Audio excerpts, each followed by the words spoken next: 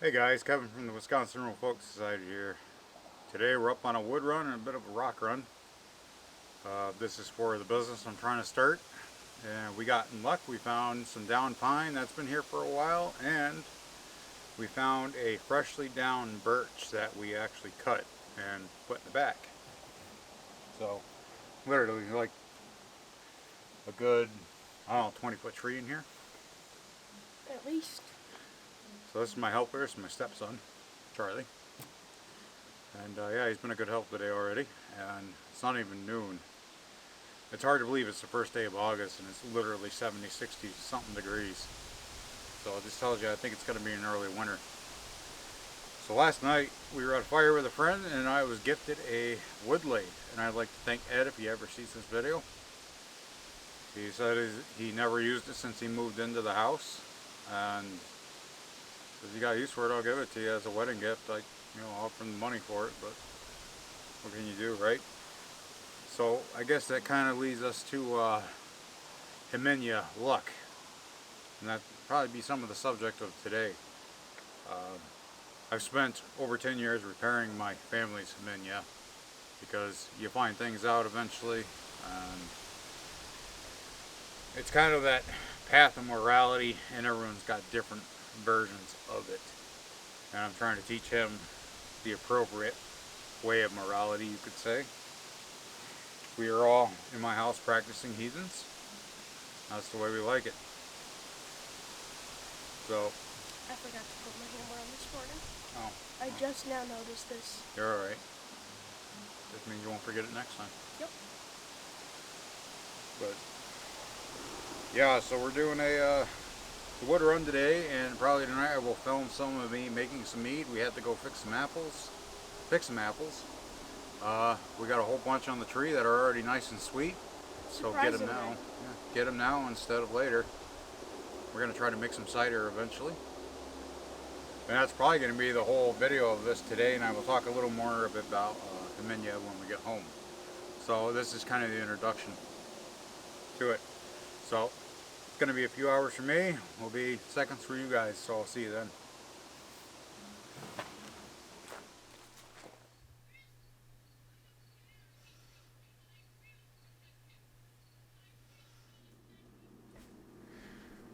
Oh, hello everybody. Welcome back to my hearth.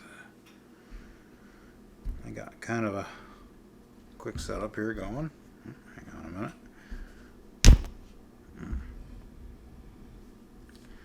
Just that camera so we're a little more level.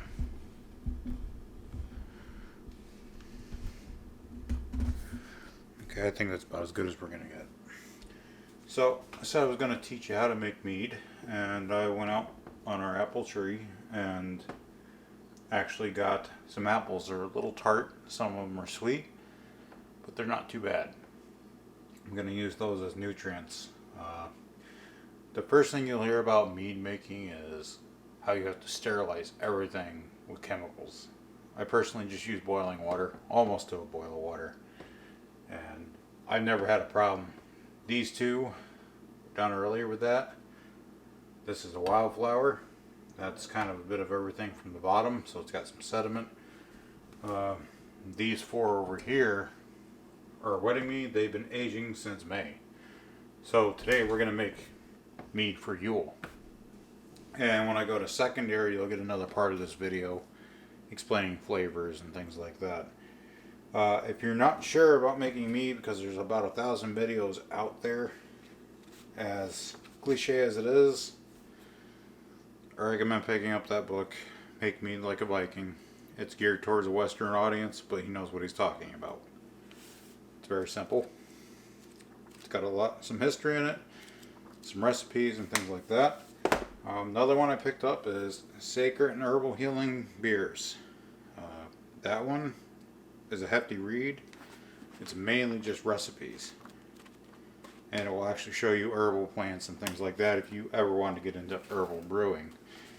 So at the beginning of the video, you saw that I have a honey jar getting ready to actually heat up and go into these jars. That's so the process of the yeast makes it go a lot easier. Typically I did mix everything up in a bowl but we're going to try with the jar with my spoon, which will actually get replaced eventually when I make one out of like birch, because we got a lot of birch today, as you saw at the beginning, and that will basically be my ritual mixing spoon. So if you're a natural fermenter, this is because you want to collect like yeast strains and make your own, things like that, but we'll be using a packaged yeast today. So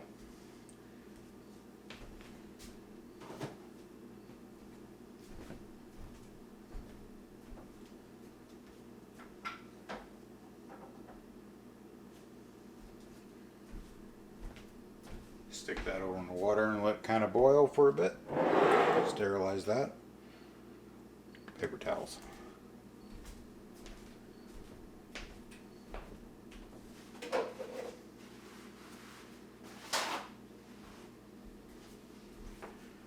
So we're basically making mead for Yule. And I try to make my stuff at least 6 months out, that way it tastes pretty good.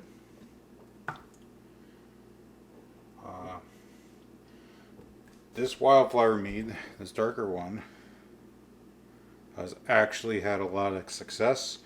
That one takes a bit of effort because in the spring I leave enough flowers for the bees, and I actually go about a mile, 2 miles off in to collect my wildflowers. I don't collect them near the road because then all you taste is the road. I'm not sure how this is going to taste. Hopefully the alpaca wildflower mead will do its job.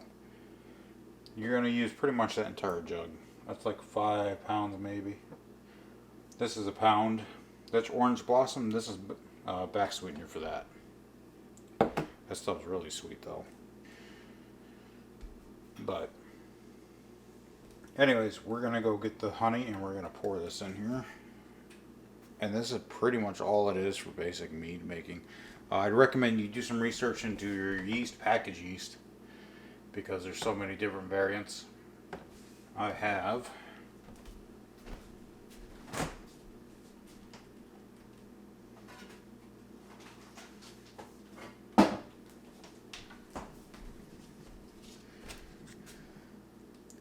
K1B1116. I've had tremendously good luck with this. It's very slow brewing, it seems. So you gotta have patience with it. But anyways, the honey's pretty much probably broken down. Let me go check temperature.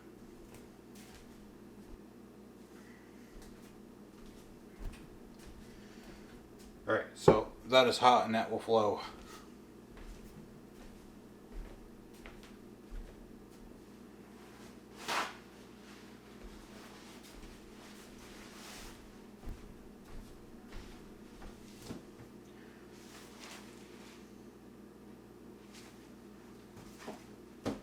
This is pretty much a very quick tutorial. I did a lot of the prep work ahead of time because I try to only keep my videos at 20 minutes.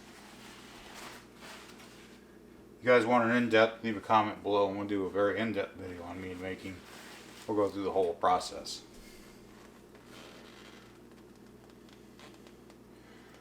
So yeah, that just flows right out of there because it's been heated. If you were to do that with the other jar at room temperature, you want to get that not very fast anyway. So I use purified water only. I do not use reverse osmosis because you don't have all the minerals in it. And that's all going to turn to pretty much liquid anyway. My first batch I used too little honey. It was very sour. This stuff is very sour. This is my second batch. That's why I have literally a back sweetener. I probably had to get a flashlight to show you guys that. Nice and clear. I've never had a problem with any kind of fungus or anything like that.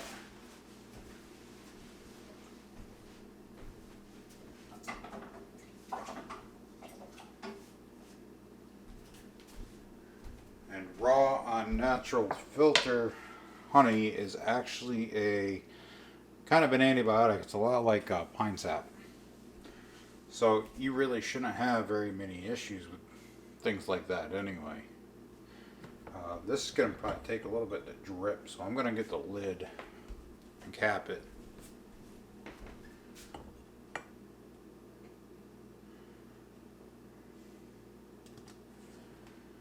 We'll let that all kind of pile down in there. We'll use the rest of that up.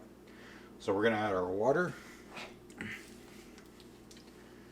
And you want to leave like about that much room because you need water in there. Put about an inch of room in there because if not, it's going to go right through the airlock. I did an experiment where I filtered a jug without an airlock. I just used cheesecloth. And it didn't turn out as well as I'd hoped. Throw in our yeast.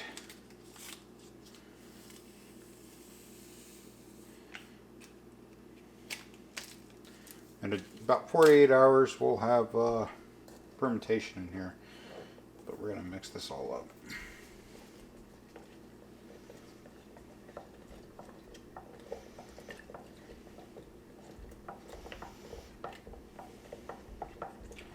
Sometimes less. I've had it go pretty well.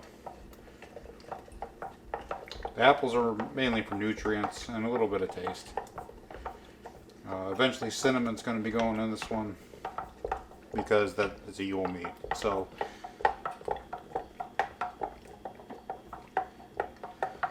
I remember my first time around, it was just so hard waiting and watching. Now that's pretty much all I drink is my homemade mead. I don't even drink anything else. But yeah, it should blend and be nice and fluid like that. So mead is not a very scary process, guys, especially if you're planning on making some.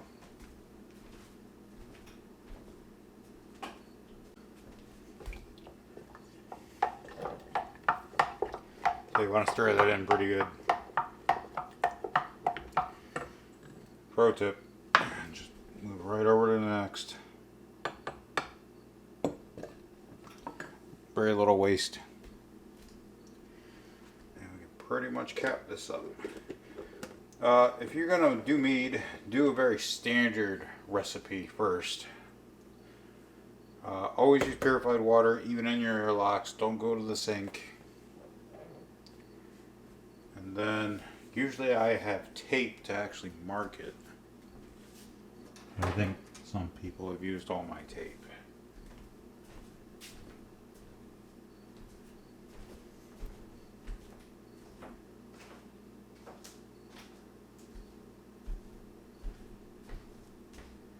Alright, so we're just going to mark the lid. So very important, guys, the date that this was done and the time.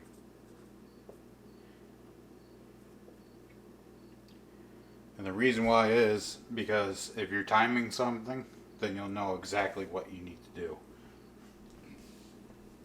It is 9:54 p.m.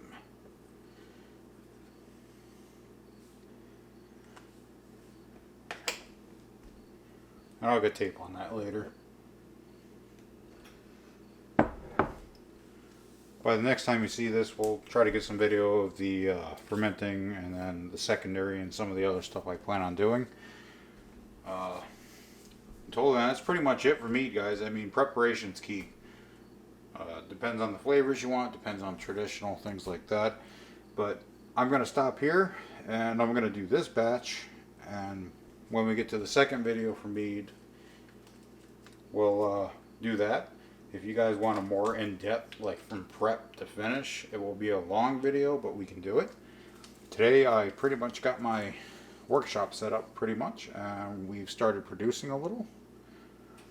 So like, share, and subscribe. If you want to see more, let me know. Just leave a comment.